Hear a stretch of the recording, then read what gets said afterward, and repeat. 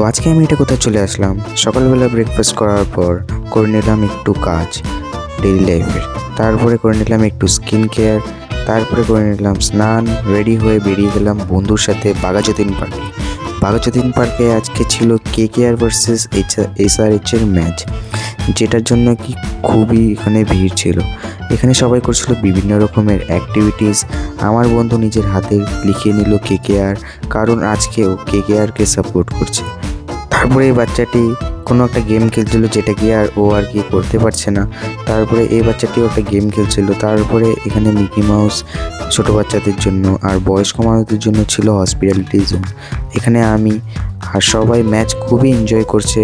তারপরে একটা হঠাৎ পড়ে গেল উইকেট, সবাই খুবই খুশি। এই কাকুটা তো নাচছিল। তারপরে আমি চলে গেলাম বাড়ির থেকে চলে গেলাম রিলায়েন্সে কিছু শপিং করার জন্য। আর এইখানে আমি দেখছিলাম কিছু মাগ চা খাওয়ার জন্য। তারপরে এত ভারী জিনিস আমি তো উঠাতে পারছিলাম না, চলে এসলাম বাড়ি আসার পরে আজকের জন্য ব্লগ এতটুকুই। Till then, bye by.